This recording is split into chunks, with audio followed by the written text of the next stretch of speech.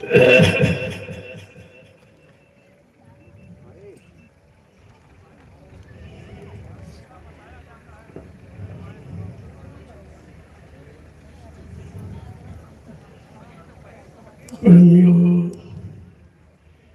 जिस कार्यक्रम में आप पधारे हो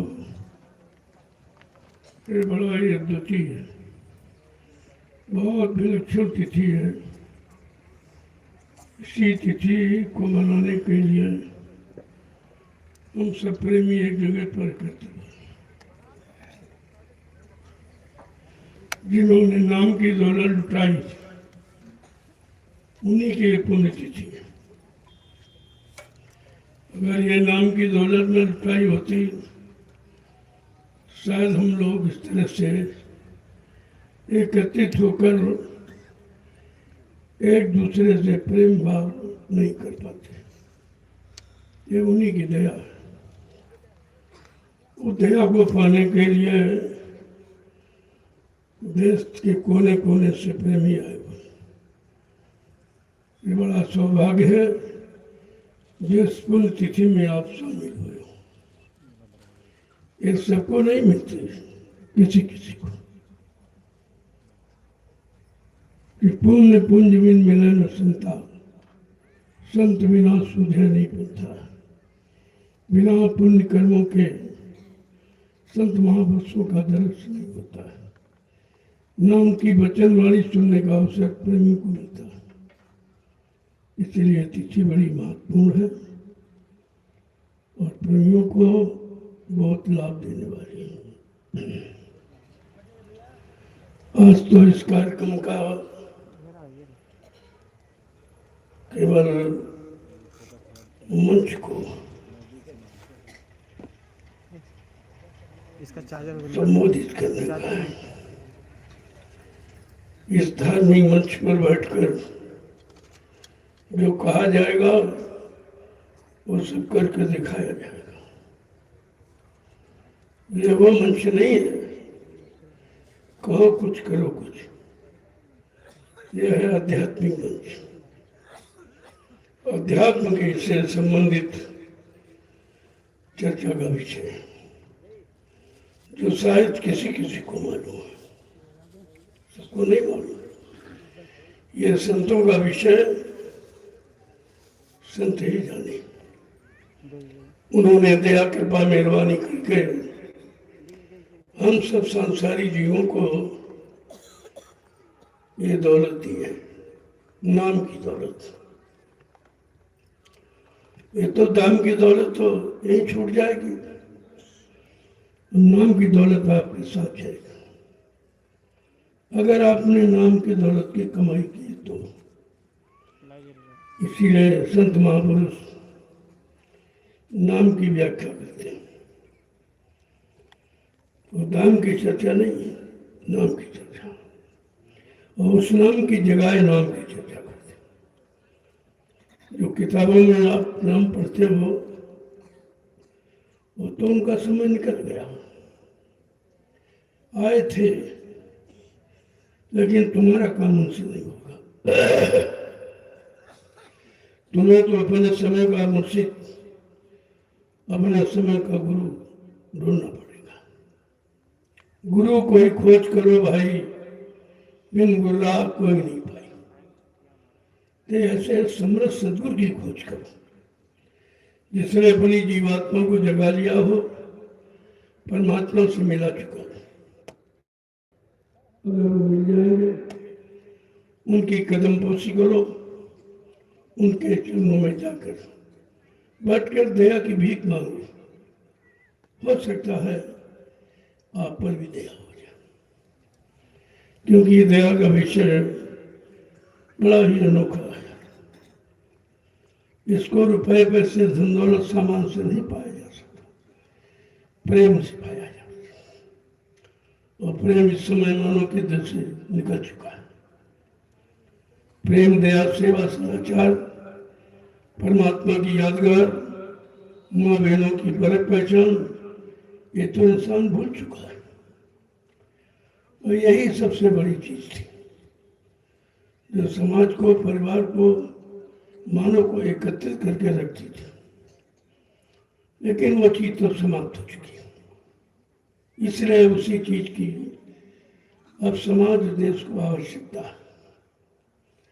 प्रेम, दया, सेवा, श्रद्धा, सद्भाव, इसकी आवश्यकता है। और ये आपको केवल संतों की शरण नहीं मिलेगी, अन्यत्र कहीं नहीं मिलेगी। तो हमें आपको ऐसे समृद्ध सदगुरु की तलाश करनी चाहिए। लेकिन हम आप तलाश कैसे करें? न तो हमें पहचान मालूम है, उनकी पहचान क्या है। हाँ, वो दया करके अपनी पहचान दे दे तो शायद आप कुछ समझ सकते हो, लेकिन उनकी दया को रखना बड़ा मुश्किल है। वो पवित्र निर्मल पात्र की वस्तु है। जब तक ये पात्र और पात्रता नहीं होगी, तब तक उस समौलिक धन को आप रख नहीं सकते। कानों से तो सुना आपने, लेकिन रख नहीं पाए। उसका यही कारण है कि हमारे आपके पास प्रेम, श्रद्धा, सेवा, दया, ये सब समाप्त हो चुकी है। उसी को लाना है। आज जो ये चर्चा होगी, या 5 दिन लगातार आपको चर्चा मिलेगी, वो बिल्कुल अनोखी होगी। वो भाषण सिर्फ वचन की नहीं होगी, वो जीवात्मा के कल्याण की होगी। क्योंकि लोगों ने इस तक तो आपको ध्यान आकर्षित किया नहीं। किसी ने भी आपको नहीं बताया कि जीवात्मा कहाँ से आई, और खेल सारा जीवात्मा का। जिस दिन जीवात्मा निकल जाएगी, कोई भी शरीर, चाहे पशु का हो, पक्षी का हो, इंसान का हो, वो सलामत नहीं रह सकता। हम आप जीवात्मा के द्वारा जी रहे हैं, भोजन पानी के द्वारा नहीं, जीवात्मा के द्वारा। जिस दिन जीवात्मा निकल जाएगी शरीर से, शरीर मुर्दा बन जाता। फिर जितना आपने धन कमाया, मकान बनाया, दुकान बनाई, जमीन बनाई, बच्चे बनाए, ये सब जहाँ के तहाँ रह जाएंगे। ये दौलत आपके साथ नहीं जाएगी। इसी भूल भ्रम को संत महात्मा निकालने के लिए आते हैं। धीरे धीरे धीरे धीरे सत्संग सुनाकर, सत्संग वचनों से आपकी गंदगी को निकालते हैं, पाक सब निर्मल पवित्र बनाते हैं, और आपको सच्चे अच्छे काम की तरफ प्रेरित करते हैं। यही उनकी सेवा है। उनका कोई काम ऐसा नहीं है जो संसार से मिले। तो संसार संसार ये तो शून्य है, इसमें कुछ नहीं। जिसके लिए हम लोग रातों दिन फंसे हैं, काम करते हैं, सोचते रहते हैं, आगे भी इसी की बनने की चिंता रखते हैं। लेकिन कभी आपने अपनी जीवात्मा के विषय में सोचा है? कभी चिंता व्यक्त की है? नहीं, क्योंकि हम जानते नहीं, और हमको किसी ने जनाया भी नहीं। सतयुग निकल गया, त्रेता निकल गया, द्वापर निकल गया, और कलयुग के भी 5,500 वर्ष निकल गए, लेकिन जानकारी नहीं मिली। सर्वप्रथम सच्ची जानकारी देने के लिए कबीर साहब आए थे, और पूरे संत थे, पूरी जानकारी लेके आए थे। उन्हीं से संत मत चला है, उन्हीं से संत नाम सुनने को मिला है। इसके पहले कोई नहीं जानता था। और 4 वेद, 6, 7, 18 पुराण, 19 उपनिषद और 36 ऋचाएं, जिनमें धर्म चर्चा वर्णित है, इनमें भी संत नाम नहीं है। संत नाम तो अभी कलयुग में सुनने को मिला, लगभग 550 वर्ष तब से नाम सुनने को मिला। जब संत नहीं थे तो अंत नहीं था, इसी में फंसे रहते थे, जन्मते मरते रहते थे, लेकिन उसका अंत नहीं हुआ, यानी जन्म मरण का छुटकारा नहीं मिला। लेकिन जब संत आए तो उन्होंने अंत बताया, सबका अंत बताया। तो सबका अंत जानता है और सबके भेद को जानता है और सबके भेद की महिमा गौरव गरिमा पूरी जानकारी करता है, उसे संत कहते हैं।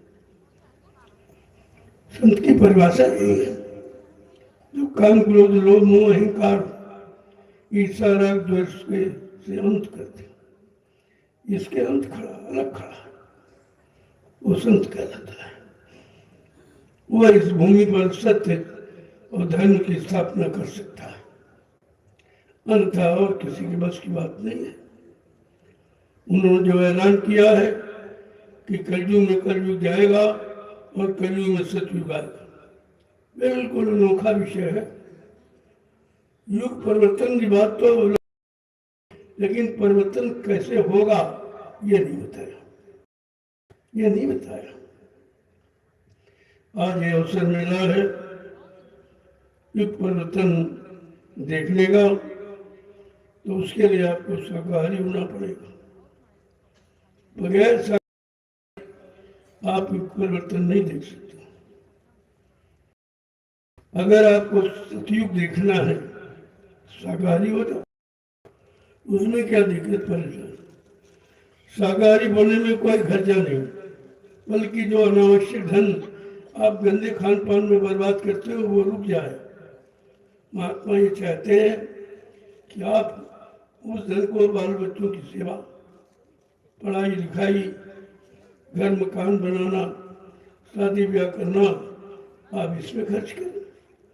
जो गंदे खान पान में आप बर्बाद करते हो, वो तो आपको चौमुखी चारों तरफ से ज्ञान देकर बचाना चाहते हैं, लेकिन दुनिया ऐसी बावरी, कोई ग्राहक ना बचे, कोई लेने वाला नहीं। इस मोलक सत्य धन को कोई लेने वाला नहीं।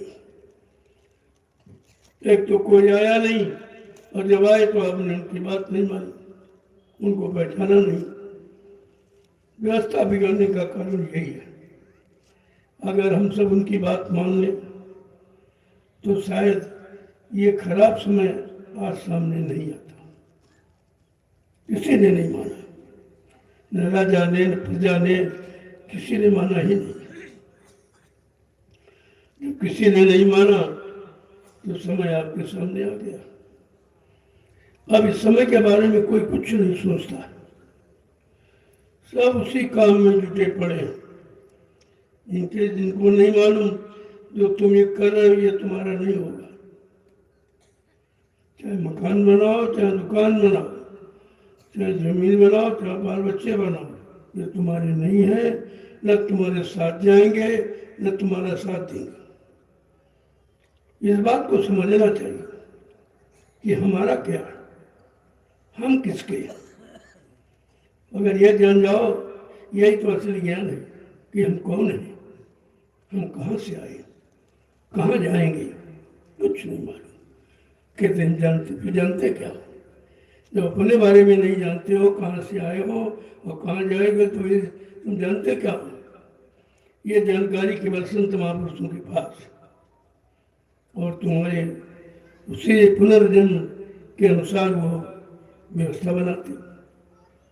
तुम्हारे पिछले कर्म भी कट जाए, पिछले जन्म भी में जाना न पड़े, बार बार जन्म मरण से छुटकारा मिल जाए, 4,84 लाख नरकों की योनियों से बच जाओ। विषय तो उनका ये है, और यही कराने बचाने आए हैं। लेकिन जब तक जीव जगेगा नहीं, तब तक कुछ नहीं होगा। आपको जागना पड़ेगा। वो जगाने आए हैं और जगा रहे हैं, लेकिन आप जागना नहीं चाहते हो। अगर जाग जाओ तो फिर सब दिखाई देने लगे। सोने वाले को दिखाई थोड़ी देगा, वो तो जगने वाले। और जगाने का काम केवल संत महापुरुष ही करते हैं, बाकी सब सुलाने का काम में फंसाने का काम करते हैं। काम में फंस जाओ, क्रोध में फंस जाओ, लोभ में फंस जाओ, अहंकार में फंस जाओ, ईर्षा राग द्वेष में फंस जाओ, तो फंसाने का काम करते। लेकिन संत जगाने का काम करते। वो कहते हैं कि नींद त्यागो जरा आँख खोलो, नींद त्यागो जरा आँख खोलो, कब तलक यूं ही सोते रहोगे, कब तलक यूं ही सोते रहोगे।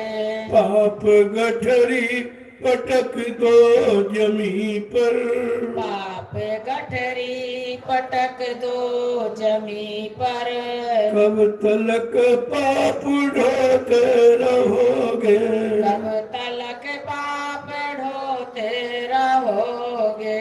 नींद त्यागो जरा आँख खोलो, नींद त्यागो जरा आँख खोलो, कब तलक यूं ही सोते रहोगे, कब तलक यूं ही सोते रहोगे।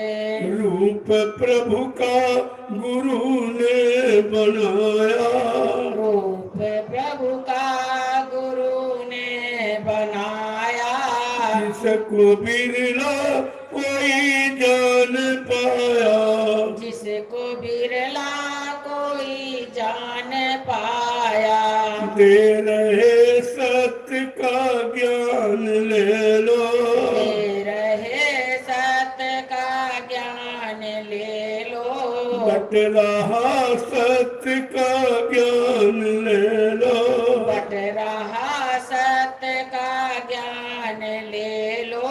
कब तलक नेति पर सोई रोते रहोगे, वरना यूं उम्र भर ही रोते रहोगे, वरना यूं ही रोते रहोगे, वरना यूं ही रोते रहोगे।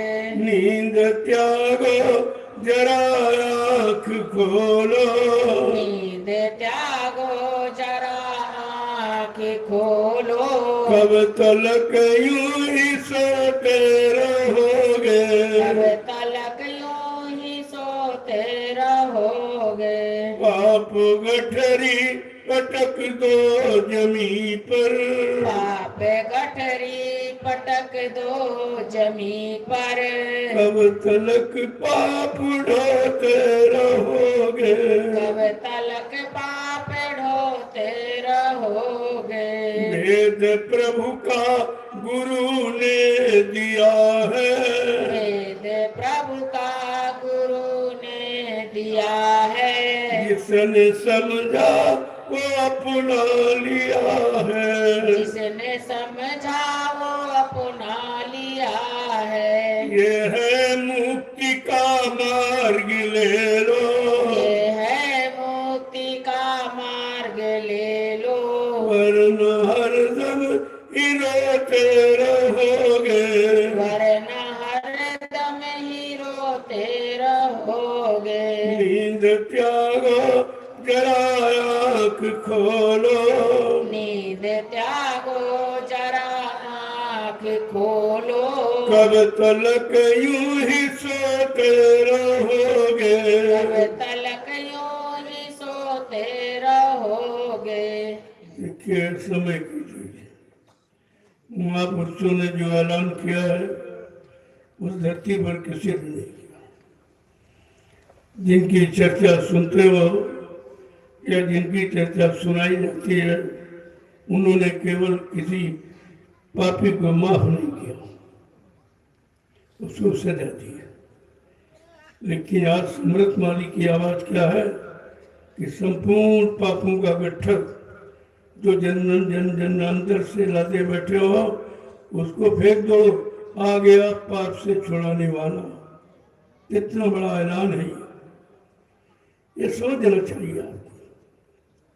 लेकिन धीरे धीरे सतयुग का गुरु ने पीटा ढिंढोरा, सतयुग का गुरु ने पीटा ढिंढोरा, सतयुग का गुरु ने पीटा ढिंढोरा, सतयुग का गुरु ने पीटा ढिंढोरा, कलयुग जाने का कीना इशारा, कलयुग जान जाने का कीना इशारा, कलयुग जाने का कीना इशारा, कलयुग जाने का कीना इशारा। दुनिया वालों समझ लो इसे तुम, दुनिया वालों समझ लो इसे तुम, दुनिया वालों समझ लो इसे तुम, दुनिया वालों समझ लो इसे तुम। न तो हरदम ही रोते रहोगे, वरना हरदम ही रोते रहोगे, वरना हरदम ही रोते रहोगे, वरना हरदम ही रोते रहोगे। नींद त्यागो जरा आँख खोलो, नींद त्यागो जरा आँख खोलो, कब तलक यूं ही सोते रहोगे, कब तलक यूं ही सोते रहोगे। पाप गठरी पटक दो जमी पर, पाप गठरी पटक दो जमी पर, पाप गठरी पटक दो जमी पर, पाप गठरी पटक दो जमी पर। कब तलक पाप ढोते रहोगे, कब तलक पाप ढोते रहोगे। प्रेम से बोलो। जय गुरुदेव नाम प्रभु का। समस्त उपस्थित प्रेमीजनों, संतों की महिमा अपार है, उसे क्यों नहीं कोई जान सकता न समझ सकता। अगर उनकी कृपा दया हो जाए तो कुछ कुछ समझ में आ सकता। वो भी करिए नित्य सत्संग, बाधा सकल मिटाए, ऐसा अवसर न मिले दुर्लभ न तन पाए। जिन्हों जो नित्य सत्संग करते हैं, हर रोज दर रोज प्रतिरोज सत्संग करते हैं, सुनते सुनाते पढ़ते पढ़ाते नहीं करते। शब्दों पर विचार करो। करनी हम भूलते नहीं है और कथनी और बकनी सुननी भूल जाते, लेकिन करने नहीं भूले, चाहे अच्छा करते चाहे बुरा करते, ये कभी भूलते नहीं। आज जिस करने की बात की जाती है वो तुम्हारे बनने बनाने की करनी, वो आत्मिक उद्धार की करनी है। कौन करनी? मन मारो तंजारो इंद्री भोग विचारो, ये करनी। मन मारो तंजारो इंद्री भोग विचारो, इतना काम करो तुम अब की, फिर आगे की सतगुर जानी। इतना काम हमें आपको शरीर इंद्रियों से करना है, क्योंकि इंद्रियों से ही हमने आपके किया करके बिगाड़ा है। अगर आज महापुरुषों की बात समझ में आ जाए तो अब भी सुधार हो सकता है। अभी समय है, चेत जाओ, जाग जाओ, समझ जाओ तो फिर कुदरत की मार से बच जाओगे, वरना कुदरत है तैयार खड़ी, आगे मुसीबत बड़ी पड़ी। कुदरत तैयार, कुदरत नाराज है। क्यों? हमने जो मारकाट, हिंसा, चोरी, कत्लेआम, व्यभिचार, कुचार किया है, उससे कुदरत नाराज हो गई और अब कुछ को करना चाहती है। संत महापुरुष उस दंड से आपको बचाना चाहते हैं, इसलिए पहले से ऐलान करने लगे, अगर तुम शरण में आ जाओ तो बच जाओगे, वरना यहाँ बचाने वाला कोई नहीं, क्योंकि सब उसी कर्म विधि में बने, कोई अलग तो है नहीं। तुम्हारे जैसे सब कर्म करते हैं, तुम्हारे जैसी व्यवस्था में फंसे हैं, रो रहे, चिल्ला रहे, तो फिर तुमको छुटकारा कौन दिलाएगा? इस पर भी विचार करना चाहिए। संतों की महिमा अपार है, वो क्या नहीं कर सकते, उनके यहाँ असंभव शब्द बना ही नहीं है, सब संभव। जो असंभव को संभव बना दे वही समय का महापुरुष कहलाएगा। जो इस सत्य धर्म की स्थापना करके जीवों को एक नए मार्ग पर चला देगा और उनको बचा लेगा, वो संत कहलाएगा। संत कोई दाढ़ी बाल का नाम नहीं है, कोई वस्त्र लाल पीले कपड़े पहनले संत नहीं हो जाएगा। भाषण स्पीड प्रवचन करने वाला संत नहीं है।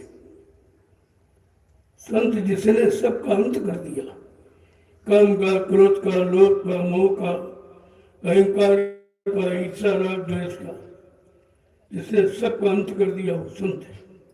ये संत की परिभाषा। तो आपको तो सब कुछ मिल गया, बिना बुलाए मिल गए, बिना मांगे आपको दे दिया, लेकिन आप रख नहीं पाए और समझ नहीं पाए हो। पहचान आपकी थोड़ी खराब हो गई, क्योंकि पहचानना बड़ा कठिन है। इन आंखों से तो नहीं पहचाना जा सकता। जो आत्मा में एक दिव्य आंख, तीसरी आंख, उसके द्वारा आप गुरु को, संत को, साधक को पहचान सकते। इन आंखों से नहीं। ये आंखें तो संसार को देखने के लिए मिली है आपको, लेकिन अध्यात्म आत्मा की आंख से देखा जा सकता, और वो सबके पास है। ये आंखें भी सबके पास, वो आंख भी सबके पास। अगर ये आंखें खराब हो जाए तो आप किसी डॉक्टर वैद्य की तलाश करते हो, और की दवा मिल जाए, लेकिन आत्मा की आंख खराब हो गई, किसी वैद्य को ढूंढा। सतगुरु वैद्य वचन विश्वासा, संयम ये न विषय की आशा। अगर सतगुरु रूपी वैद्य मिल जाए और उनके वचनों पर विश्वास हो जाए और थोड़ा संयम, इंद्रियों का संयम कर लो, तो फिर आप पहचाने लो।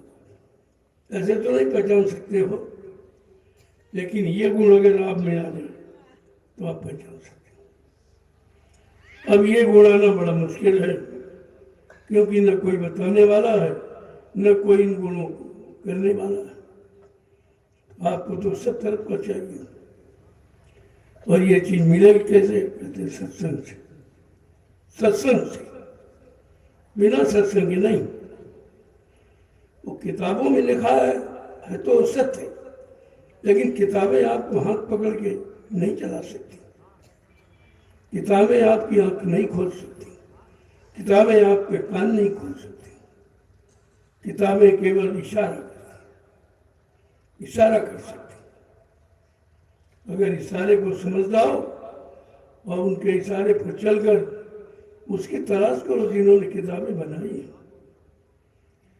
संतों को किताबों ने संत नहीं बनाया, संतों ने किताब बनाई। ये सब चीजें आपको समझनी चाहिए। आज तो मैं केवल इस मंच के उद्घाटन के लिए आया और कहा थोड़ा प्रेमियों से मिल लिया जाएगा, कुछ वचन कहकर उनको उत्साहित कर दिया जाएगा, और ये परिचय मिल जाएगा कि कल से क्या सत्संग होगा, कैसा सत्संग सुनाया जाएगा, जो आपने कभी सुना नहीं होगा। अगर कभी मौका सुनने का मिला होगा तो मथुरा दरबार में मिला होगा।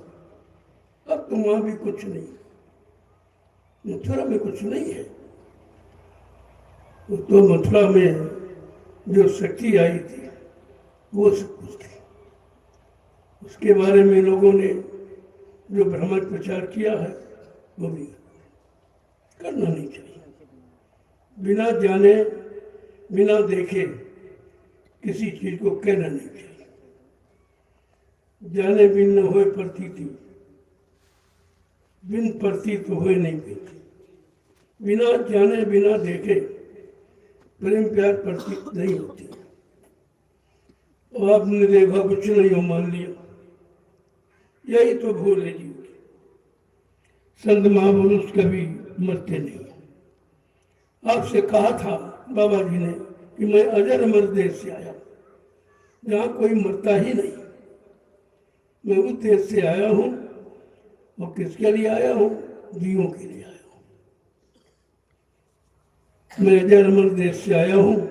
जब तक जिन जीवों को मैंने पकड़ा है, नाम डोर शब्द डोर पकड़ाई है, जब तक उनकी आत्मा को घर नहीं पहुंचा दूंगा मैं इस मनुष्य शरीर से जाने वाला नहीं हूं। कितनी बड़ी चीज थी और वो सब भूल गया।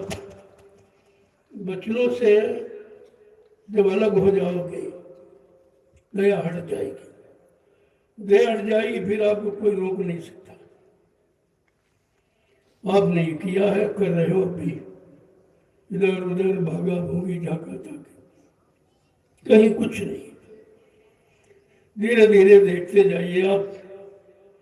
सबको सच्ची अच्छी जगह चाहिए, सबको सच्चा अच्छा गुरु चाहिए, सबको अच्छा सच्चा वातावरण चाहिए, सभी चाहते हैं, लेकिन मिलेगा कहाँ? कहा सत्संग में मिलेगा, सत्य के संग में मिलेगा। तुम झूठ के संग में सत्य को ढूंढ रहे हो, यही तुम्हारी अज्ञानता। इस अज्ञानता को समझना, हटाना है और सही सत्य रास्ते पर खड़े हो जाना। आज कितनी दुकानें बंद चल रही, परमात्मा एक है, दुकानें कितनी अनेक। समझे जाना पहले, जब परमात्मा एक है तो एक ही व्यवस्था होनी चाहिए। हम सबका एक ही स्थान होना चाहिए, लेकिन और नहीं। ये सब दुकानें हैं और आप जानते हो दुकानों पर बगैर पैसे के सौदा नहीं मिलता, लेकिन दरबार में लुटाया जाता है। दुकान और दरबार का अर्थ ही नहीं समझ पाए कि दुकानें तो पैसा लेंगी तब सामान देंगी, लेकिन दरबार तो मुफ्त लुटाता है। दरबार में सच्चे सदगुरु के दुख दर्द मिटाए जाते हैं। दुनिया के सताए लोग जहां सीने से लगाए जाते, ऐसा दरबार। आपको दरबार की महिमा समझनी चाहिए। और कितना समझाया गया फिर भी भ्रमित हो गए, फिर भी दरबार छोड़ दिया। दरबार अगर नहीं मिला तो कुछ नहीं मिला। जीवन में असली चीज पाने का स्थान दरबार ही है। जिस दर पर कहते शीश चढ़ाई जाती, जिस दर पर प्यार मिलता है, जिस दर पर सत्य मिलता है, हम आपको उत्तर की तलाश करनी चाहिए। उत्तर के दरबारी बन जाओ तो सब कुछ मिल जाएगा, लेकिन आपकी खोज तलाश है ही नहीं, बिल्कुल नहीं है। समझते नहीं हो क्या करना चाहिए, क्या खाना चाहिए, क्या नहीं खाना चाहिए, कौन सा काम करना चाहिए, कौन सा काम नहीं करना चाहिए, किसको छूना चाहिए, किसको नहीं छूना चाहिए, किसकी कमाई का खाना, किसकी कमाई का खाना नहीं चाहिए, कुछ भी नहीं जानते। जीवन का जीना बड़ा मुश्किल है, क्योंकि जीवन जीने के लिए आपको कुछ मालूम नहीं है। ये तो खाना पीना सोना, मलमूत्र त्याग करना और औलाद बच्चे पैदा करना, ये तो सारे जीव करते। क्या ये जीवन है? क्या इसे जीना कहेंगे आप? जियो और जीने दो, जगो और जगाओ, सत्य मार्ग पर चलो, जीवों को चलने की प्रेरणा दो। हम तो सिर्फ ये है, तो यही काम हमें आपको करना चाहिए। हम अपने लिए नहीं आए, अपनों के लिए आए। बात समझो जरा, केवल अपने के लिए हम नहीं आए हैं, हम अपनों के लिए आए। अगर ये बात समझ में आ जाए फिर तो बाकी क्या रह गया, फिर कुछ बाकी नहीं रह जाता। लेकिन ये चीजें आपको सत्संग के सिवा और कहीं नहीं मिल सकती। आज तो मैं आपका दर्शन करने आ गया, आप दूर दराज से चल के आए हो, बाल बच्चों को छोड़ के आए हो, नौकरी धंधा व्यापार खेती दुकान दफ्तर को छोड़ के आए हो। ऐसे त्यागियों का तो दर्शन करना चाहिए। तो किस लिए आए हो? सत्संग के लिए आए, गुरु के लिए आए, गुरु भक्ति के लिए आए हो। ऐसे गुरु भक्तों का तो बड़े भाग से दर्शन होता है, इसलिए मैं दर्शन करने आ गया। आप सबका। और मिलने आ गया कि आपकी इच्छा है चलो मिले, मेरी भी इच्छा है, ऐसा नहीं है, ये तो दोनों तरफ से काम होता। तो कल से सत्संग प्रारंभ करूंगा। शायद आपने कभी सुना नहीं होगा। कल से क्यों, उसकी तारीख निश्चित है, समय भी निश्चित है। तो आपको सब बता दिया जाएगा, कितने वक्त से प्रार्थना पाठ है, कितने वक्त से सत्संग है, कितने वक्त से दर्शन और प्रसाद वितरण है, ये सब बता दिया। यहाँ और कोई चीज नहीं होती, यहाँ कोई निंदा आलोचना बुराई किसी की नहीं होती। ये राजनीतिक मंच नहीं है, ये है आध्यात्मिक मंच। यहाँ सबके हित की बात, सबके भले की बात, सबके कल्याण की बात, सबके दुख दूर करने की बात यहाँ की जाती है। इसलिए इस मंच की आवश्यकता सारे देश को है। लेकिन समझ पाए तब तक कि आज बिगाड़ क्यों है, आज लोग परेशान क्यों हैं, परेशानी का कारण क्या है। जब तक कारण नहीं तब तक निवारण नहीं होगा। कारण तो समझना ही पड़ेगा, आज नहीं तो कल। अब ज्यादा समय नहीं रह गया है, परिवर्तन ऐन कगार पर है। जब परिवर्तन ऐन कगार पर है तो सबकी बुद्धियां इस समय विचलित हो रही, विचलित होती, क्योंकि उनको कोई सही रास्ता नहीं, सही दिशा नहीं मिली उनको। आज सही रास्ता, सही दिशा देने की जरूरत है। अगर सब लोग इसमें लग जाए, 1 करोड़ महात्मा, काले पीले लाल कपड़े पहनने वाला, दाढ़ी बाल वाला है, और देश की हालत क्या है। ये धर्म के रखवाले तो धर्म चला गया, ये पुण्य के रखवाले पुण्य खत्म हो गई, ये सत्य के रखवाले सत्य खत्म, झूठ आ गया। तो ये रखवालों कालों की कमी है। या तो रखवाला जानता नहीं है, उसे मालूम नहीं है, या तो करना नहीं चाहता। तो आपको समझना पड़ेगा ये सब। फिर 1 करोड़ कर क्या रहे वो, ये धरती पर बाहर है। अगर 1 करोड़ व्यक्ति जिस देश का अकर्मण्य हो जाएगा, वो देश गरीब होगा, उसकी गरीबी कभी नहीं जाएगी। और ये सोचना चाहिए, जब इतने लोग बेरोजगार हो जाए, कोई काम नहीं करेंगे, कुछ नहीं करेंगे, रोटी उनको चाहिए, कपड़ा उनको चाहिए, व्यवस्था उनको चाहिए, ये तो कहाँ से आएगा।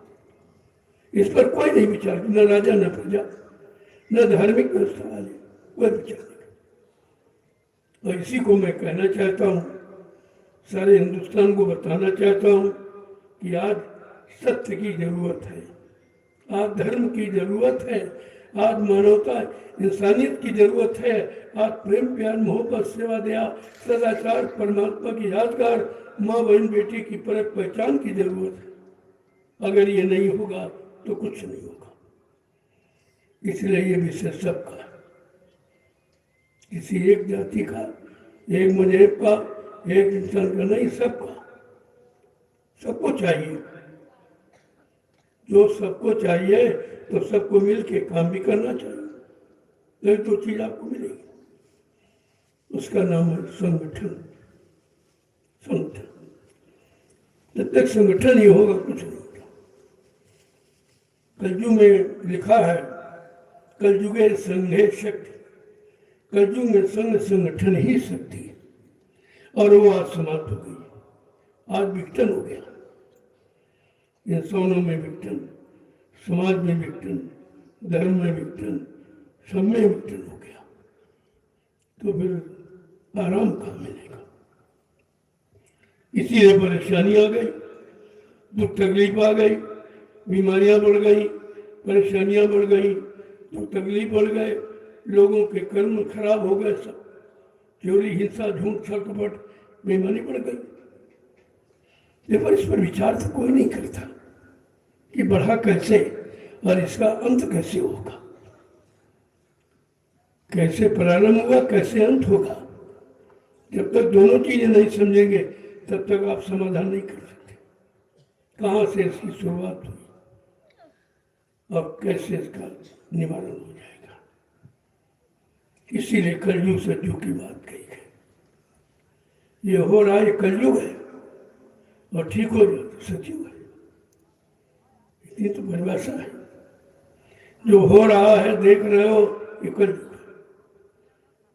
कल है युग, लड़ाई झगड़े का युग है।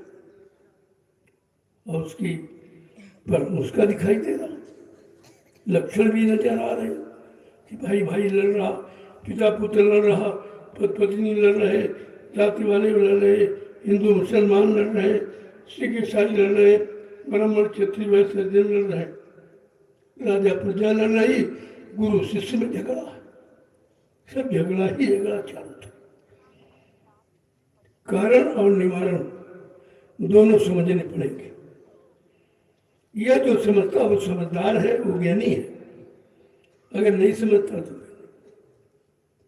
इसलिए व्यवस्था परिवर्तन के लिए सबसे पहले हमें आपको अपने में परिवर्तन लाना होगा। इसी की जड़ है शाकाहार।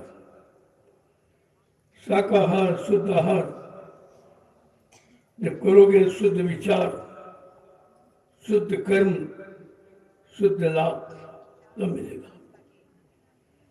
इसलिए इन सबका आधार है शाकाहार, जिस पर किसी ने ध्यान नहीं दिया। केवल बाबा जयदेव जी महाराज ने इस जड़ को पकड़ा है कि खराबी कहाँ से आई है। कहते हैं आहार से। आहार से विचारों का जन्म होता है। आहार खराब, विचार खराब, विचार खराब, सोच खराब, सोच खराब, कर्म खराब, कर्म खराब, परिणाम खराब। यह उसका आधार है। तो शाकाहार को तो समझना ही पड़ेगा। हमारा मुख्य विषय है शाकाहार। शाकाहारी सारे हिंदुस्तान में शाकाहार का प्रचार। अभी मैंने 6 नवंबर को एक बहुत बड़ी शोभा यात्रा निकाली सीने मिशनों में। लोगों को जगह जगह संबोधित किया और उनको प्रसाद वितरण किया। प्रसाद भी हमारा एक आधार है। जब प्रसाद मिलेगा तो बुद्धि में परिवर्तन होगा। ऐसा नहीं वो बना के रखा गया। 12 वर्ष से लगातार मैं पूरे हिंदुस्तान में शाकाहार का प्रचार, ये उर्दू नाम का प्रचार और प्रसाद वितरण, ये 3 काम करता और आज भी कर रहा हूँ आपके सामने। न मैं गुरु बनता, न संत बनता, न कोई मतलब प्रवक्ता बनता, न कोई अध्यक्ष बनते। ये हमारे यहाँ नहीं, हमारे यहाँ नहीं है। हम ये बनने नहीं आए, हम तो शिष्य बनने आए थे। अगर शिष्य बन जाए तो फिर इसका क्या। गुरु शिष्य का रिश्ता बड़ा ही प्रबल होता है। उस रिश्ते को समझ जाओ तो संपूर्ण ज्ञान आपके पास है, कुछ नहीं बाकी रहेगा। अब धीरे धीरे धीरे धीरे ये जानकारी लोगों के कान तक पहुंचाई जा रही कि हमें क्या करना है, क्या नहीं करना, कहाँ जाना, कहाँ नहीं जाना, हमारी जीवात्मा का कल्याण कहाँ से होगा, जीवात्मा पर लदे कर्मों के बोझों को कौन उतारेगा और किस सेवा से और किस कार्य से उतरेंगे। ये सब धीरे धीरे आपकी समझ में आ रहा है। अगर आप सत्संगों में आते जाते रहोगे और वचन वाणी सुनते रहोगे तो धीरे धीरे सब समझ में आ जाएगा। जब तक समझ में नहीं आएगा तब तक आप करने के लिए तैयार नहीं होगे। वही काम है, संसार की व्यवस्था यही है। जय गुरुदेव नाम प्रभु का, देव नाम प्रभु का, जय गुरुदेव नाम प्रभु का, जय गुरुदेव नाम प्रभु का, प्रभु का प्यारा नाम। जय गुरुदेव। अब आप लोग खड़े हो जाओ। खड़े हो जाओ। देखो, खड़े होने का मतलब पहले समझ लो। खड़े बैठते तो रोज ही हो, लेकिन हमारा कुछ खड़े करने का मतलब हो जाए। अब सच्चे ईमानदार चरित्रवान बनने के लिए खड़े हो जाओ। समझो बात। आज समाज को सच्चे, अच्छे, ईमानदार, चरित्रवान लोगों की जरूरत है। देश का परिवर्तन हमेशा ऐसे लोगों से हुआ। इसलिए परिवर्तन की बेला है। इस परिवर्तन की बेला में हम सबको ये जो शाकाहारी बनने का संदेश मिल रहा है, यही मुख्य जड़ है। मुख्य जड़ ये है जिसको संतों ने पकड़ा कि जब तक जीव शाकाहारी नहीं होगा तब तक कुछ नहीं कर सकता। कुछ भी केवल अपने लिए जी सकता है, लेकिन समाज के लिए, देश के लिए नहीं। कह सकता लेकिन कर नहीं सकता।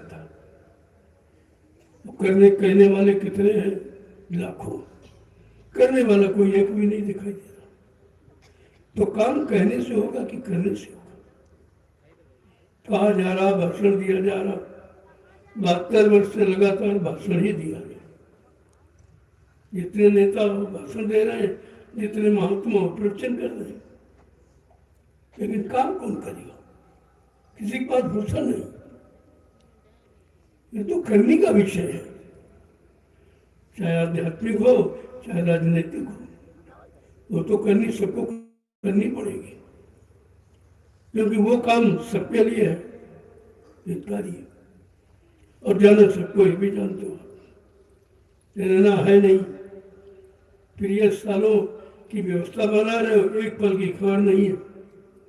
व्यवस्था तो बरसों की आप बना रहे हो, लेकिन एक पल घड़ी की खबर नहीं है कि कब क्या हो जाएगा। ये केवल महात्मा ही जानते, वो तो एक एक क्षण की बात जानते, लेकिन कहते नहीं है। धीरे धीरे अपना काम शुरू करते थे एक किनारे से। आज 12 वर्ष से लगातार मैं ये शाकाहार का संदेश पूरे हिंदुस्तान में दे रहा हूँ, जिसके बदले कुछ लेना, कोई लेने की कामना, इच्छा नहीं है, लेकिन इनकार कर रहा हूं।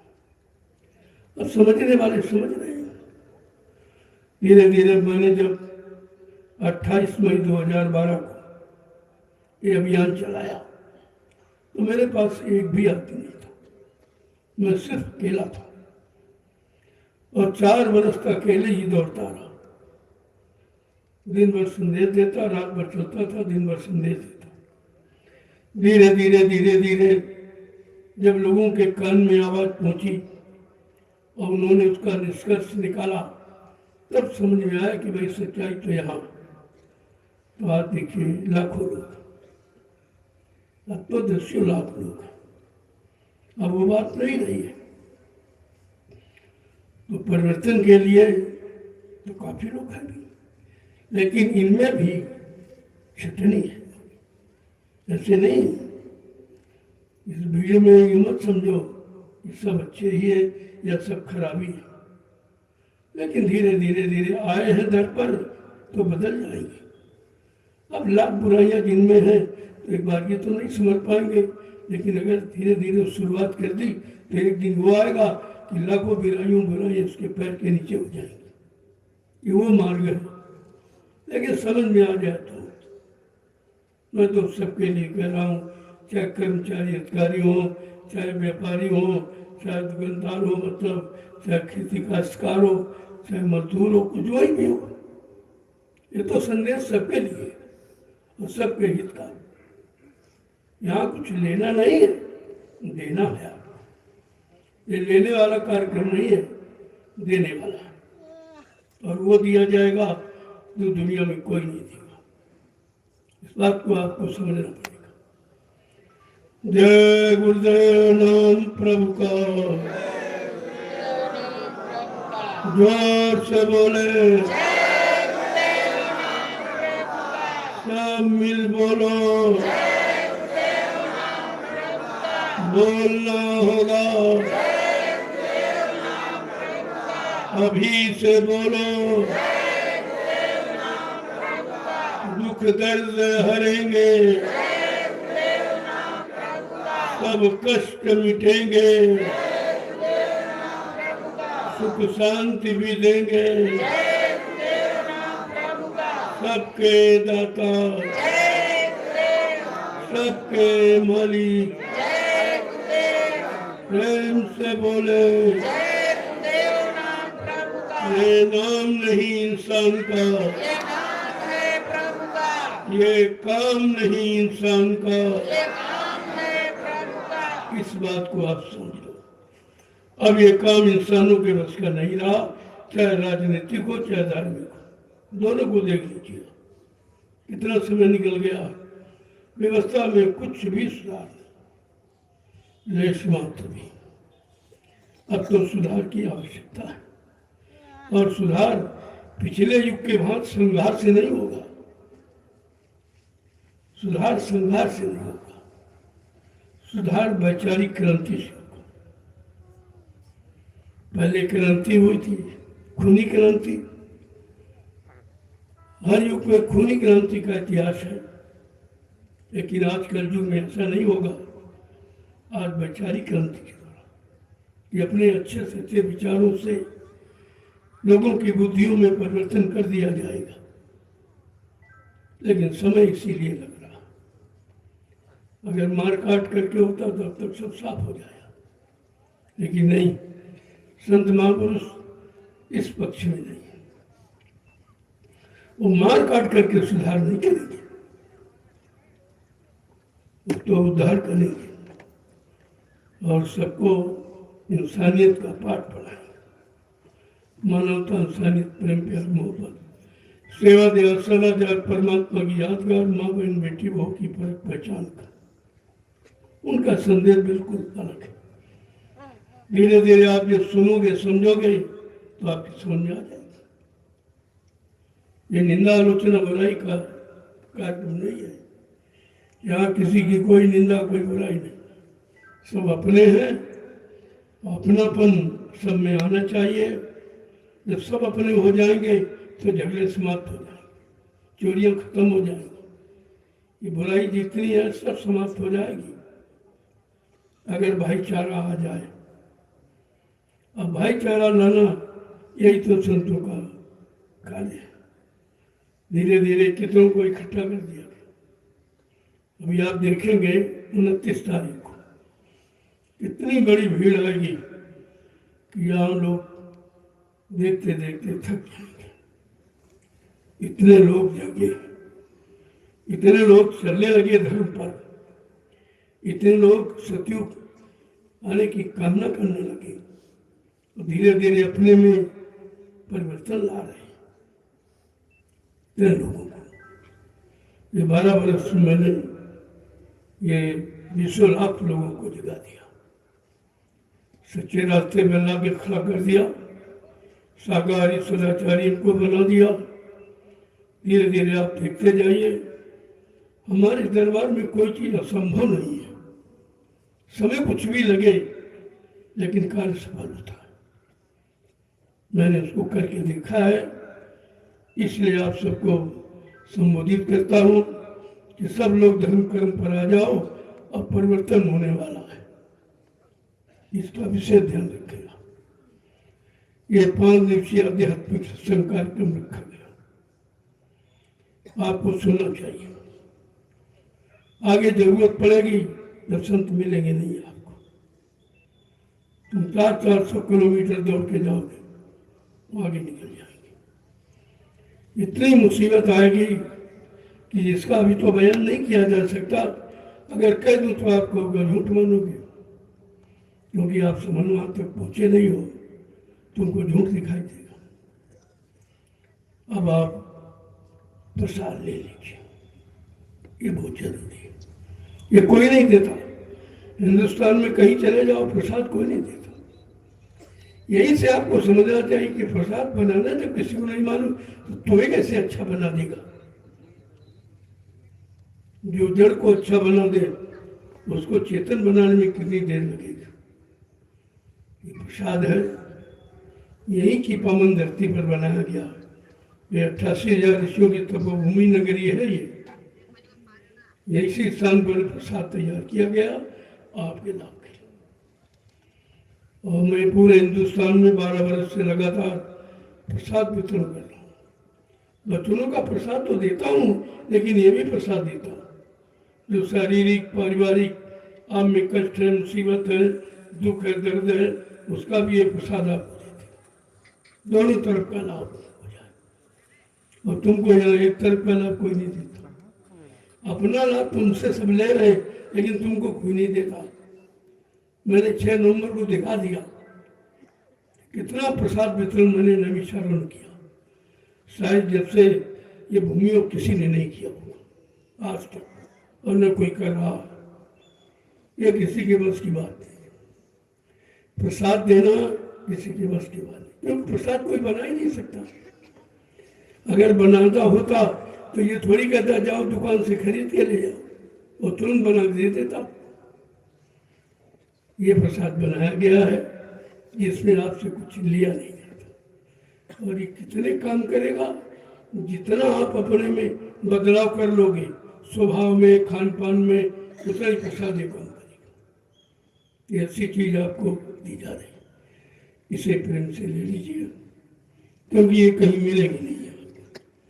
दुनिया में कहीं चले जाओ, तीर्थ में, मुहूर्त में, मंदिर में, मस्जिद में, कहीं आप, लेकिन प्रसाद कोई देगा नहीं। तुम खरीद के ले जाती हो, उसी में से थोड़ा निकाल के तुमको वापस कर देता और पूरा रख लेता। लेकिन ये दरबार ये नहीं है, ये बना के दे रहा आपको, और कभी नहीं ले। मैंने कभी नहीं कहा होगा कुछ आप दे दीजिए, कभी नहीं। कोई चीज की आवश्यकता या नहीं। इसे कहते दरबार, जहां सबका काम होता है। जो प्रेमी श्रद्धा सेवा भाव से दे रहा, मैंने किसी से आज तक एक रुपया नहीं मांगा और न मांगता हूं। हमारे गुरु ने मुझे भिखारी नहीं बनाया। नामदान दिया, कहा जल्दी से नाम की कमाई कर लो, ये दाम तो तुम्हारे पीछे घूमेगा। कहने का मतलब है ये संपत्ति अवय विनय बुलाए, शीलवान पर जात सोए। अगर शीलवान चरित्रवान बाप बन जाओ तो ये माया तुम्हारे पीछे दो। ये कहती मुझे लगा दो कहीं, ये भी चाहती है किसी अच्छी जगह में लगा दिया जाए जहां से करोड़ों लोग लाभ उठावे। तो मैंने एक संकल्प लिया है, इसी धार्मिक नगरी पर जय गुरुदेव अध्यात्मिक गुरुद्वारा गुरुकुल हिंदी संस्कृत महाविद्यालय जो कहीं नहीं है, उसका निर्माण हो जाए, बस सतयुग की तैयारी शुरू हो गई। ये आपको समझना चाहिए। जो भी आप सेवा देते हैं मैं उसी में लगा रहा हूँ सब से, क्योंकि मेरे पास तो कुछ है नहीं। जो आप देते वही है, मेरे पास तो कुछ नहीं। ये कपड़े भी आप देते तो पहन लेता हूँ, एक रोटी 2 पैर एक साथ, बस इतना मेरा खर्चा।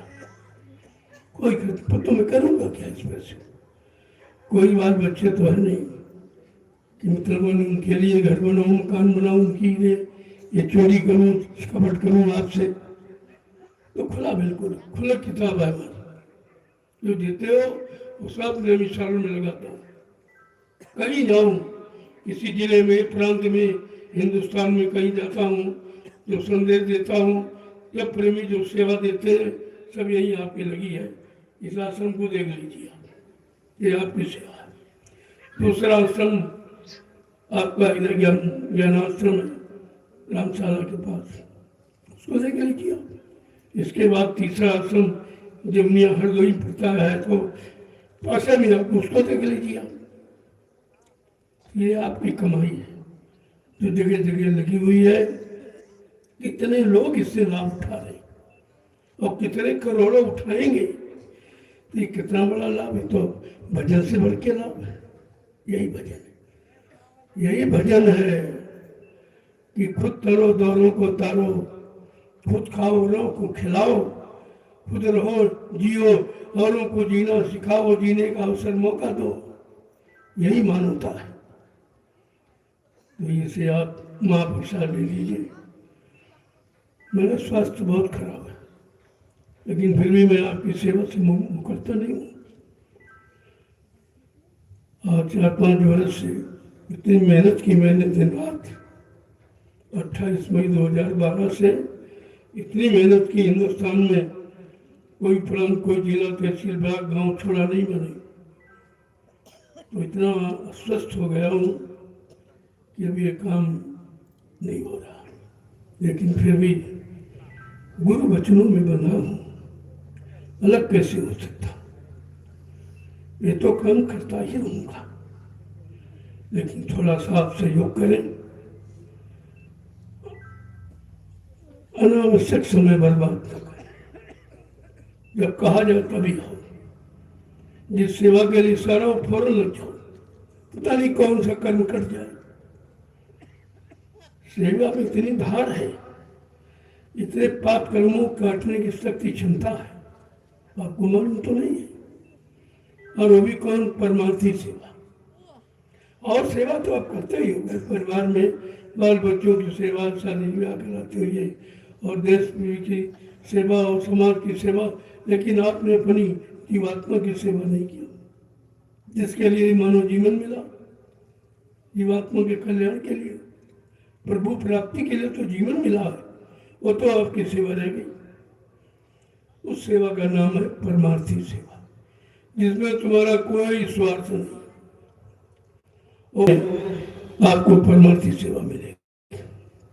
इससे तमाम जन्मों के पाप कर्म कटते हैं। इतनी धार है इसमें, तो धीरे धीरे करोगे, समझ में सब आ जाएगा। अब ये काम किसी ने किया नहीं, ना कोई करा रहा। तुम हिंदुस्तान में कहीं चले जाओ, किसी मिशन में, किसी धार्मिक संस्था में जुड़ जाओ, लेकिन सेवा, परमार्थी सेवा कहीं नहीं, क्योंकि इसका कोई अर्थ नहीं जानता। अर्थ नहीं जानता तो लाभ भी नहीं जानता। तो मैं तो परमार्थी सेवा की बात करता हूँ। मैं कोई अपनी सेवा के लिए कहता नहीं हूँ। परमार्थी सेवा, अपनी जीवात्मा के कल्याण की। जय गुरुदेव नाम प्रभु का। जय गुरुदेव नाम प्रभु का। अब ये महाप्रसाद ले लीजिए, आज से शुरू हो गया। अब ये 5 दिन लगातार उठेगा।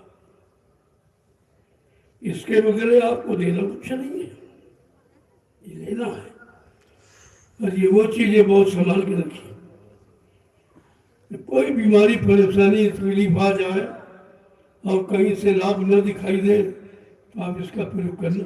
लच्छी दाना ये प्रसाद है, ये केला लड्डू प्रसाद नहीं है। यह तो आपको खुश करने के लिए दे दिया जाता है, लेकिन असली प्रसाद है ये इलायची दाना, राम दाना। ये कभी खराब नहीं होता। जब कम होने लगे तो और मिला लेना, फिर आपका ताजा हो जाएगा। फिर कभी कार्यक्रम में जाओ, साल में या 2 साल में पहुंच पाए हो, तो फिर किसी कार्यक्रम में जाओ, फिर ले आओ, फिर उससे मिला दो। तो ये सिलसिला कभी टूटेगा नहीं, और लाभ आपको हमेशा मिलता रहेगा। अब आप लोग इस महाप्रसाद को जरूर लेना। जय गुरुदेव नाम प्रभु का। जय गुरुदेव नाम प्रभु का। मैं भी लेगा प्रसाद, मैं भी आपका दर्शन कर लूं।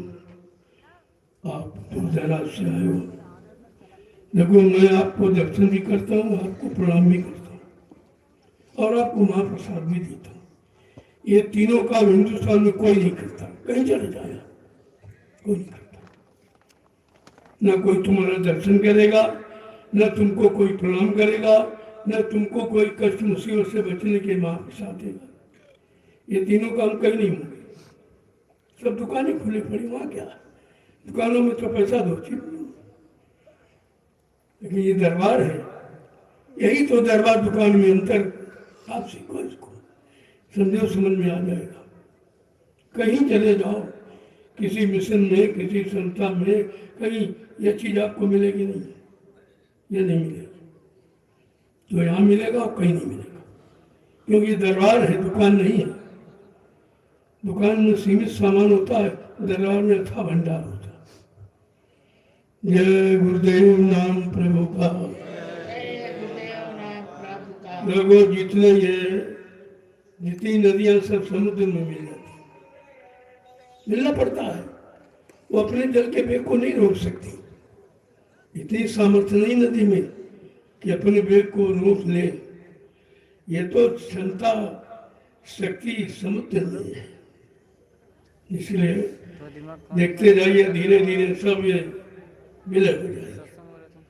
दरबार में दुकानें सब विलय हो जाएंगी, क्योंकि वहां संतुष्टि नहीं है, यहाँ संतुष्टि है, यहाँ प्यार है, व्यवहार है, वहाँ व्यापार है। अंतर करना सीखो। जगह जगह लगी हुई है। मैं उनसे भी कहता हूँ, अपना और दूसरों का समय क्यों खराब करते हो? तुम्हारे बस का नहीं कुछ है, तुम कुछ नहीं कर सकते। कह सकते हो, कर नहीं सकते, क्योंकि तुम्हारे पास करने की शक्ति नहीं है, करने की व्यवस्था नहीं है, और करने का कोई तुम्हारे पास नियम संयम भी नहीं है। फिर कैसे कर लो? धीरे धीरे देखते जाइए आप। मैं तो कुछ कहता नहीं, मैं तो कहा ठीक है भाई, अगर तुम कर सकते हो कर दो, तुम ही कर दो परिवर्तन, मैं तुम्हारी बात मान लूंगा। लेकिन तुम्हारे बस की बात है नहीं, क्योंकि तुम अपने अभी आदतों में परिवर्तन नहीं लाए हो, अब स्वार्थपरता में परिवर्तन नहीं लाए हो, तो तुम कैसे परिवर्तन कर सकोगे?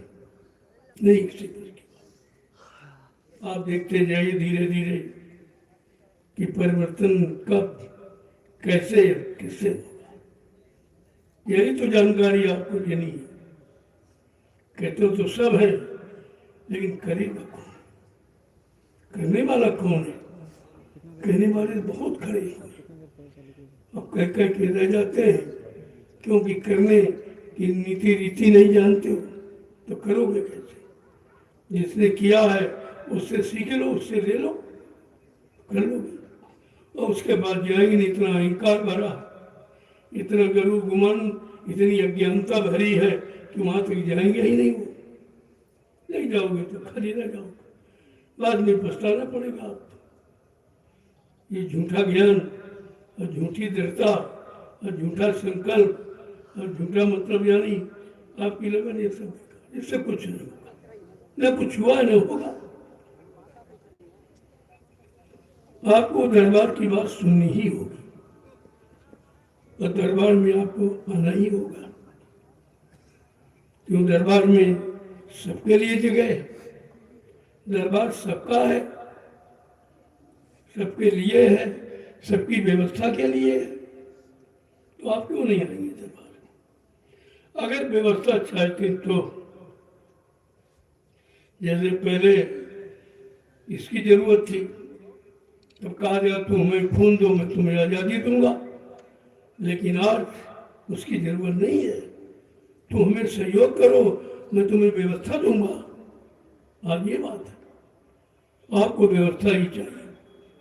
वो खूनी क्रांति से देना चाहते थे और संत वैचारिक क्रांति से देना चाहते, कितना अंतर। अंतर को समझे आप पहले, तो धीरे धीरे सब समझ में आ जाएगा।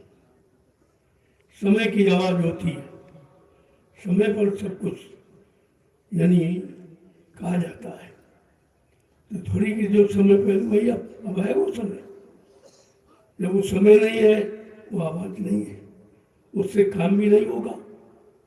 अब तो समय की आवाज से काम होगा कि समय का काम करने कौन आया है, समय के काम का इशारा कौन कर रहा है, और समय की बात कौन कह रहा है कि समय में क्या करना चाहिए। ये सब आपको जानने की जरूरत है। अब आप प्रसाद ले लीजिए। तो बड़ा बहुत विशाल विषय है, ये कभी समाप्त नहीं होता। ये तो अपार समुद्र है, और आपकी इच्छाएं भी अनंत है, और पूर्ति करने के साधन सीमित है। इच्छाएं तो अनंत है, लेकिन काम करने की सीमा बहुत कम है, बहुत कम है। कभी वो चीज आ नहीं रही है। अब आप माँ प्रसाद ले लीजिए। चलो धीरे धीरे मर्यादा का ध्यान रखकर अनुशासन का, दो चीजें, मर्यादा और अनुशासन, यही देश से चला गया, तभी परेशानियों का भंडार आ गया सामने। अब ये नहीं कोई कहीं की परेशानी कहाँ से आई, बीमारी कहाँ से आई, दुख तकलीफ कहाँ से आई, चोरी डकैती कहाँ से बढ़ रहे, ये सब समझना पड़ेगा आपको। जब तक कारण को नहीं समझोगे कभी निवारण नहीं कर सकते। जय गुरुदेव नाम प्रभु का। और आप लोग महाप्रसाद ले इसको संभाल के रखिए, रोज मिलेगा, ये रोज मिलेगा, जो भी चाहे ले सकता है, लेकिन इसका लाभ उसी को मिलेगा जो पूर्ण शाकाहारी होगा। इसका ध्यान रखो, शाकाहारी सदाचारी, दो बातों का ध्यान रखिए आप, लेकिन प्रसाद का पूरा लाभ मिलेगा। बगैर परहेज के कोई दवा नहीं काम करती, इसमें परहेज है। आपको शाकाहारी सदाचारी रहना, एक नारी सदा ब्रह्मचारी और एक पति सती। इस सिद्धांत को याद रखना चाहिए। आइए बढ़िया। अगर लाभ पाना है तो ऐसे तो भाषण जगह जगह हो रहे हैं, भाषणों से तो काम हुआ नहीं आपका, क्योंकि व्यवस्था होनी चाहिए। जो चीज पाना है उसकी व्यवस्था होनी चाहिए। व्यवस्था है नहीं, ऐसे चिल्लाने से क्या। दूरदर्शी एक व्यवस्था है जो पहले कितने पहले से बना के रख दी। अगर आप लोगों ने समझ ली होती तो आज कोई नक्शा और ही होता।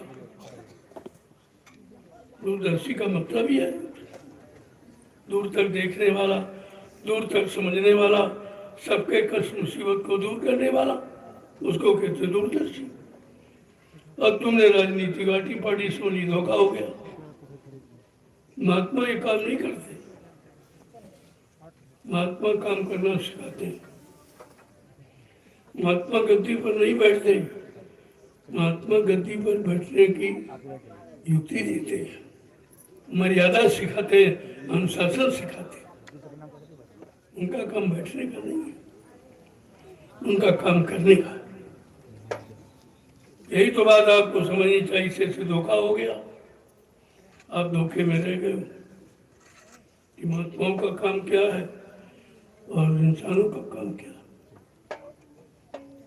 अगर महात्मा वो इंसान बड़ा काम करेगा तो महात्मा कैसे रहा, तो इंसान उसी में उसकी गिनती हो गई। ये बात को सोचना चाहिए। महान आत्मा तो सबके काम को करने के लिए आती है,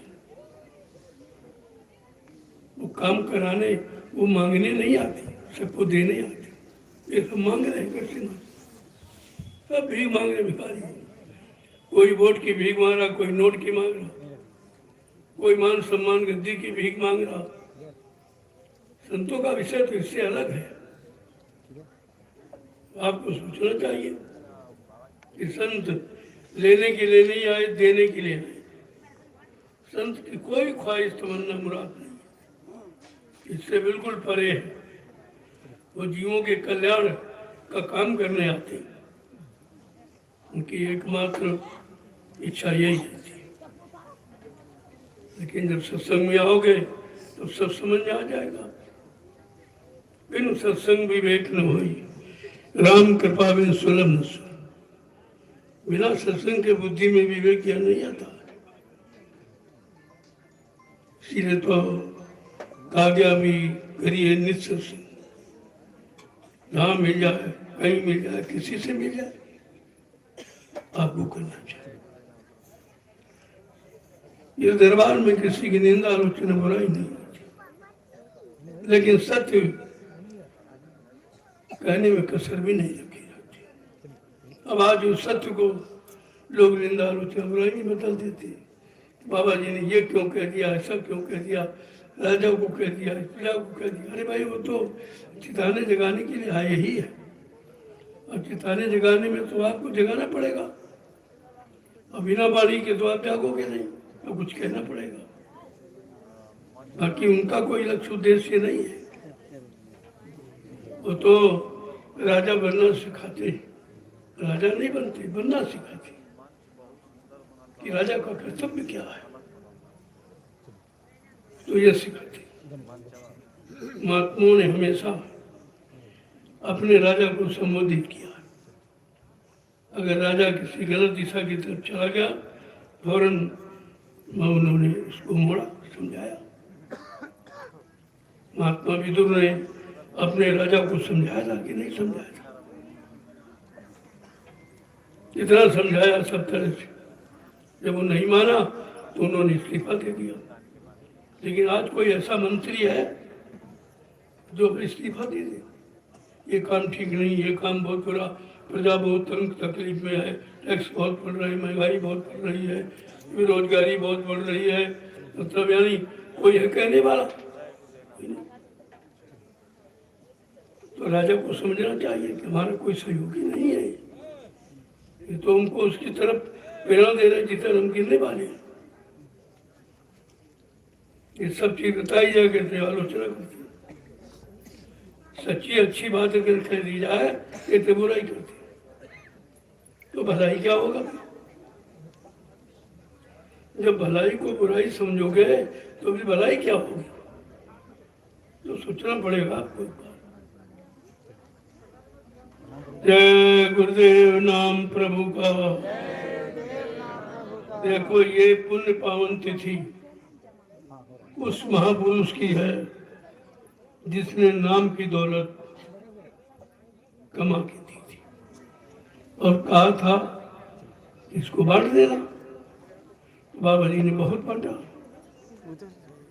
10 जुलाई 1952 से 2012 तक बांटते ही रहे। और कितने लोगों ने ली है और लेके कितने लोगों ने रखी है, लेकर कितने लोगों ने कमाई की है, ये बात आपको समझनी चाहिए। दी तो सबको बराबर, लेकिन किसने कमाई की, किसने बढ़ा आगे बढ़े, और पीछे हट गए और निंदा आलोचना बुराई उन्हीं की करने लगे। जिनसे नाम दान लिया उन्हीं की बुराई। तो ये बताओ इनको जगह कहाँ मिलेगी, इनका ठिकाना कहाँ होगा? कौन सा स्पेशल नर्क इनके लिए बनाया जाए कि जो गुरु की निंदा करता, गुरु की बुराई करता, गुरु को झूठ बोलने वाला, निंदा करने वाला बताता। ये सब चीजें समझने की। धीरे धीरे आपको मिला जुला संदेश दूंगा। पूरा तो अध्यात्म आप समझ नहीं सकते हो, लेकिन मिला जुला समझ लो। आपके परेशानी दूर, तकलीफ दूर करने की दवा अगर साथ में दी जाए तो समझ में आ जाएगा। सभी समझने लगेगा, लेकिन अध्यात्म नहीं समझ में आता। वो थोड़ा बड़ा कठिन है।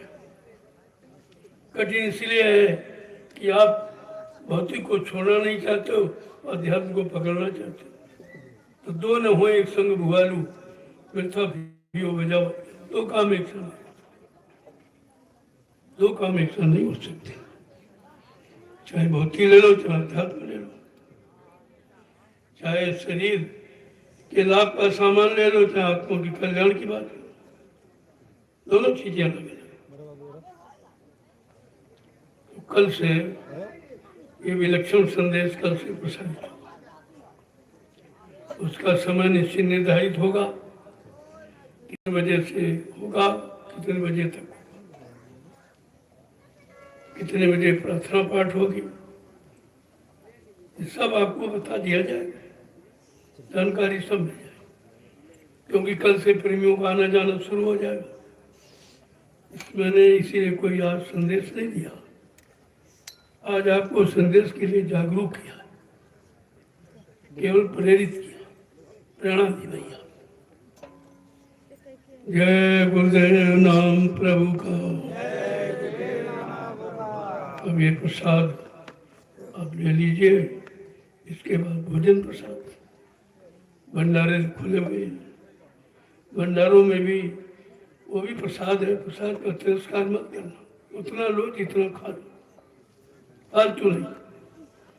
इधर उधर फेंक दिया आपने तो आपने प्रसाद का निरादर किया, फिर आपको लाभ नहीं मिलेगा। इसलिए हर चीज यहाँ संयमित है, और संयमित जीवन हो जाए तो फिर किस चीज की कमी नहीं। अपने मानव जीवन को संयमित बनाना है, आवश्यकता के अनुसार जरूरत की प्रयोग कर सकते हैं, अनावश्यक नहीं।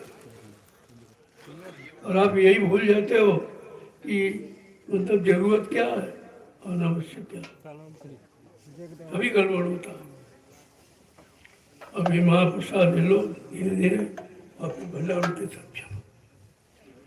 जय गुरुदेव नाम प्रभु का। लोगों इस बात का ध्यान रखो, यह भारी समागम आ रहा, दिशा मैदान के लिए उधर वो खेत पूरा पड़ा मैदान, वहां जाएंगे। ऐसे जाएंगे, कोई खुरपी लेके नहीं जाए। इसके अतिरिक्त कहीं जा रहे हो जंगल वंगल में तो खुरपी लेके जाओ।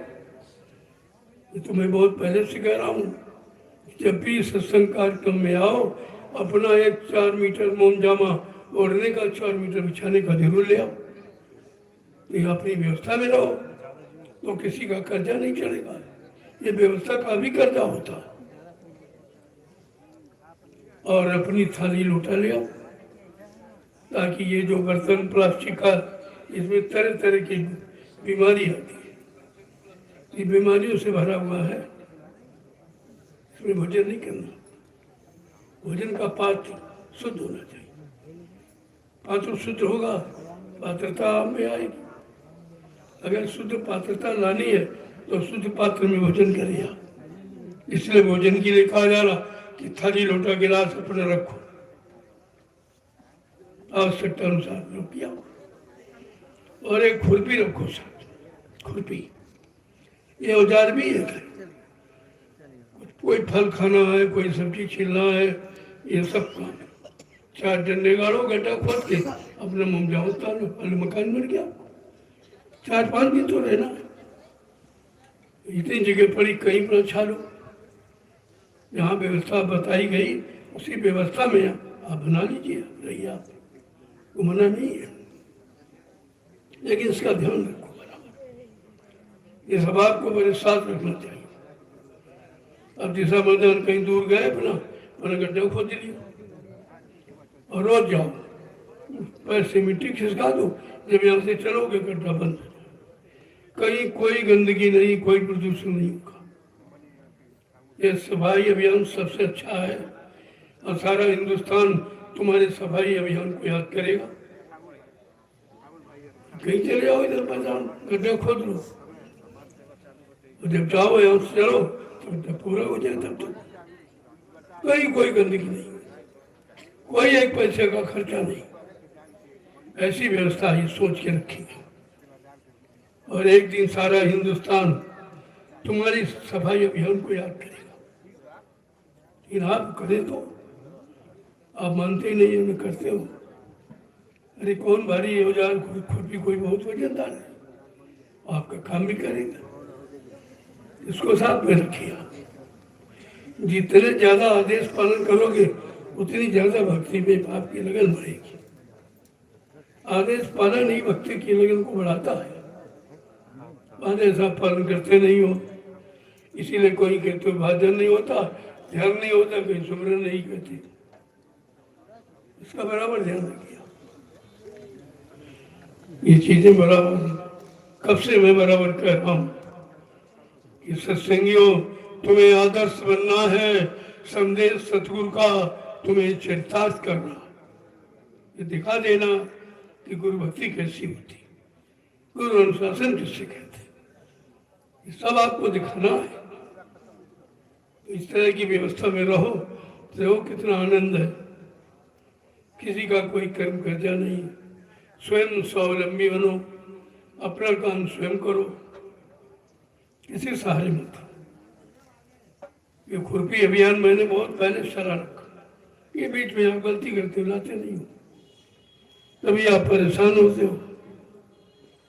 अरे भाई कहीं गड्ढा खोद दीजिए आप, बस उसमें जाने लोगों, मिट्टी सरकाने लोगों, मिट्टी डाल दो, बस बंद हो जाएगा, कोई गंदगी कहीं नहीं रहेगी। थोड़ी सी जगह में ये सबका गुजारा हो जाएगा। इसका बराबर ध्यान रखिए। और सफाई का कुछ प्रेमियों की ड्यूटी लगा, कि सफाई का पूरा ध्यान रखें और रात में कुछ सेवादार ड्यूटी की रात की सेवा, उसका महत्व बहुत ज़्यादा है, उसका लाभ भी अधिक है, उसका अतिरिक्त लाभ मिलता है रात की ड्यूटी का। क्यों सब सोते हैं, आप जगते हो। जैसे सब सोते हैं, योगी जगता है, वो प्रभु प्राप्ति के लिए जगता, प्रभु पाने के लिए, और आप सेवा करने के लिए जगते हो। उससे कम नहीं है, क्योंकि ये सेवा ऐसी है इसमें कोई स्वार्थ नहीं, निस्वार्थ सेवा। ये तो भक्ति से बढ़कर है। कुछ रात्रि की सेवाएं नियुक्त कर दो सेवादार, कुछ दिन के, कुछ मतलब जगह जगह ये सब व्यवस्था है। इसी का नाम तो व्यवस्था है। जैसे आप कहिए, कल मैं देखूंगा सब जगह कहाँ कहाँ आप व्यवस्था करते हो। लोगों बाजार व्यवस्था अलग कर दिया, भंडार व्यवस्था अलग कर दी, ये सब अलग है। और उसी के अनुसार आपको रहना चाहिए। ये भी आज्ञा पालन करना ही तो भक्ति है। अब आज्ञा पालन नहीं करोगे, मनमानी करोगे, कोई लाभ नहीं होगा। जैसे आए खाली खाली लड़ जाओगे। और सत्संग व्यवस्था सबसे अलग है, बिल्कुल अलग। अब देवरे बिल्कुल अलग है। और पूजा घर तैयार किया जा रहा है। 29 तारीख की रात 12:00 पर जो महापुरुष यहाँ से शरीर छोड़ के गए अपनी इच्छा से, वो तिथि हम सब बराबर मनाते चले और गुरु से प्रार्थना करते हैं कि ऐसी स्थिति हम सबको प्रदान करें। हम सब लोग जाएं तो इसी तरह से जाएं, कोई मतलब पूर्व योनि में, कोई गलत योनि में न जाने पावे। तो जब आदेश मानोगे तभी तो सब होगा। ये इससे कुछ नहीं होगा। जड़ भक्ति से कुछ मिलने वाला नहीं है। सब दुनिया सारी जड़ भक्ति में लगी पड़ी। आपको चेतन भक्ति बताइए भाई। तीसरी करो, जो बोलता हो, जो कुछ सुने, कुछ सुनाए, कुछ रोक टोक करे, कुछ आशीर्वाद दे, तो ऐसी भक्ति के तो जो कुछ नहीं, न बोलता है, न चलता है, न देता है, न लेता कुछ। तो उससे क्या होगा? समय खराब किया आपने। इसलिए चेतन भक्ति का ज्ञान संत महापुरुष देते और आपसे सीधी चेतन भक्ति कराते कि आप ये सेवा करो, वो सेवा करो। सेवा में लगाकर आपके पिछले जन्मों के कर्म को भी हल्का कर देते। एक तरह का लाभ नहीं कहते। तो यहाँ कितनी सेवाएं देखिए बराबर। अरे किसी सेवा में शामिल हो जाओ 5 दिन के लिए, आपको भी लाभ मिल जाएगा। बैठे रहने से कुछ नहीं होगा। सेवा में तो भाग आपको लेना चाहिए और इसीलिए सेवाएं रखी गई हैं कि आप बराबर इन सेवाओं में शरीक बने रहे। कुछ नहीं तो तुम्हारे पास ज्ञान बुद्धि बताने का काम करो, ये भी तो सेवा है। ऐसा नहीं है। हमारे यहाँ सारी सेवाओं का समावेश है। कोई नहीं थी ऐसी जो सेवा न कर सके। छोटी से छोटी सेवा, कुछ नहीं, जहाँ सेवा हो रही खड़े होकर देखो तो धीरे धीरे आपके अंदर देखने से बुद्धि आपकी प्रखर हो जाएगी। आप भी समझोगे कि हाँ ये काम करना क्या नहीं करना। ध्यान देने की जरूरत है। ऐसा अगर इन चीजों पर थोड़ा सा ध्यान दो तो ये सारा काम आपको होगा। फिर आपको कुछ नहीं करना पड़ेगा। अभी समय है, कर दो। आगे समय नहीं मिलेगा, ये समय नहीं मिलेगा, फिर आप क्या करो। आज समय है, इसीलिए समय से आपसे कराया जा रहा। आगे समय नहीं मिलेगा। इतना मुसीबत दुखों का समय आ रहा कि जीना मुश्किल हो जाएगा। तो बराबर ये चेतना आपको दी जा रही है। कोशिशें की जा रही कि ज्यादा से ज्यादा अच्छा समय आ जाए। जब आप लोग शामिल से देखो तभी तो होगा, ऐसे कुछ नहीं होगा। ये सबका काम सबको करना है, तब सबको लाभ मिलेगा। ये थोड़ी 2-4 लोग करें तुम न करो हो जाए, अच्छा नहीं। बात को पहले समझो। समझना ही तो सत्संग है। ऐसे सुनना सुनाना ये कोई सत्संग नहीं है, तो कथा वार्ता है।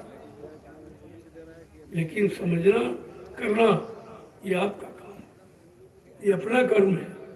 यही अपना कर्म सच्चा कि हम करें और लोगों को कराएं। हम समझे, लोगों को समझाएं। हम भी प्राप्त हो, लोगों को प्राप्त कराएं। यही तो मनोधर्म है। अब मनोधर्म की परिभाषा ही लोग भूल गए। तरह तरह से मतलब यानी परिभाषा बताते तोड़ मरोड़ करके शब्दों को। इसमें तो सीधा है, करो और करो, सुनो और सुनाओ, बचो और बचाओ।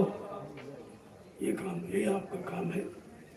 ये काम इसकी जरूरत है। आज समाज को इसकी क्या आवश्यकता है? तो सब लोग ले लो, कोई बाकी न रहे। इस प्रसाद को संभाल के रखना। रुपए पैसे हीरे जवाहरात से ज्यादा इसकी कीमत है। ये अनमोल है, अनमोल। और आपको मिला समय से आगे चलकर हो सकता बंद हो जाए, ना मिले आपको, तो जब आप ढूंढेंगे फिर नहीं मिलेगा। अभी मिला है तो उसको संभाल के रख लो। सबके लिए ऐलान हो रहा, आस पड़ोस में रहने वाले सब ये ऐसा संदेश और ऐसा लाभ जीवन में आपको कहीं मिला नहीं होगा। यहाँ बिल्कुल मुफ्त, कोई ऐसे पैसा, कोई अमान सामान नहीं दिया जाता। यहाँ भगवान प्राप्ति की बात की जाती, सामान पाने लेने की बात नहीं की जाती। यही तो ऐसा दरबार है जो सबके हित की बात करता, चाहे कर्मचारी हितकारी हो, चाहे व्यापारी दुकानदार हो, चाहे काश्तकार हो, मजदूर हो, सबके लिए। राजा को भी संबोधित किया जा रहा कि आपको क्या करना चाहिए। आपका कर्म कर्तव्य अपने देश, अपनी समाज, अपनी प्रजा के प्रति क्या है, सब तो आपको दिया जा रहा बना। अब आप न ले न करें वो बात अलग। महापुरुष अपना फर्ज समझ सजा करते थे। कोई हिंदुस्तान में नहीं कह सकता कि हमको बाबा जी ने सच्ची अच्छी रास्ता नहीं बताया या अच्छे सच्चे रास्ते पर चलने की प्रेरणा नहीं थी, सलाह नहीं थी। कोई कह नहीं सकता।